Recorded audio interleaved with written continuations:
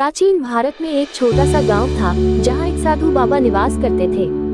गांव वाले उन्हें बहुत मानते थे और उनकी उपस्थिति से शांति का अनुभव करते थे। गांव में एक गरीब किसान था जिनका नाम रामू था। रामू का जीवन कठिनाइयों से भरा हुआ था, लेकिन वह हमेशा संतुष्ट और खुश रहता था। एक दिन गांव में एक यात्रा करने वाला विद्वान आया। वह बुद्धिमान और सजग था और उसके पास कई कहानियां और उपदेश थे। जब वह गांव में आया तो लोगों ने उसे अपनी समस्याओं और कठिनाइयों के बारे में बताना शुरू किया।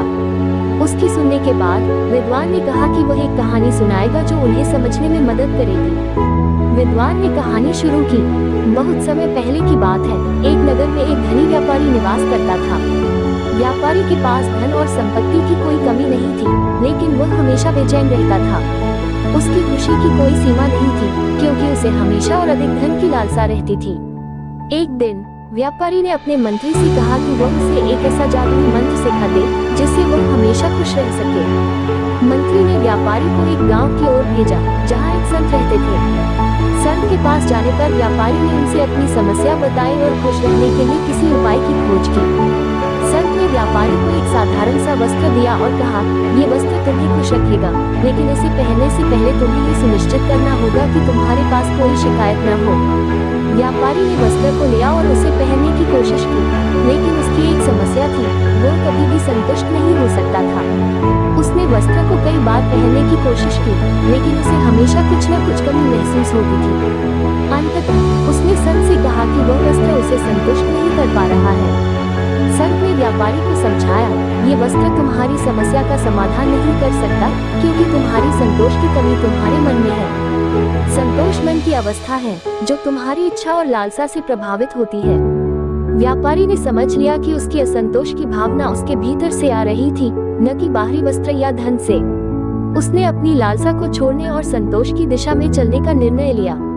धीरे धीरे वह संतोष की अवस्था में पहुंचा और उसकी मानसिक शांति और खुशी की कोई सीमा नहीं रही।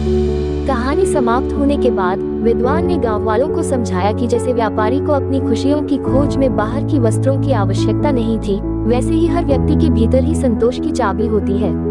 उन्होंने कहा कि जीवन में संतोष का महत्व समझना और उसे अपनाना सबसे बड़ा उपहार है। रामू किसान ने विद्वान की बातों को गहराई से समझा। उसने महसूस किया कि उसके पास जो कुछ भी है उसी में संतोष और खुशी ढूंढनी चाहिए। उसने अपनी मेहनत को जारी रखा और अपने जीवन में संतोष बनाए रखा। उसकी कठिनाइयों को उसने मुस्कुराते हुए स्वीकार किया और हर पल का आनंद लिया। वक्त बीतता गया और रामू किसान का जीवन संतोष और खुशी से भर गया। गांव वाले उसकी संतोषजनक जीवन शैली को देखकर प्रेरित हुए और उन्होंने भी जीवन में संतोष को अपनाने का प्रयास किया। गांव में शांति और सुख का माहौल बन गया और सभी ने समझा कि संतोष ही सच्ची खुशी की कुंजी है। इस प्रकार बुद्ध की प्रेरणा से सबको समझ आया कि संतोष केवल बाहरी परिस्थितियों पर निर्भर नहीं है, बल्कि ये हमारे भीतर की स्थिति है। जब हम अपनी मानसिकता और दृष्टिकोण को बदलते हैं तो जीवन का हर पहलू खुशहाल और संतोषजनक बन जाता है। ये कहानी हमें सिखाती है कि सच्ची खुशी और संतोष हमारे भीतर की भावना है, जिसे हमें समझना और अपनाना चाहिए।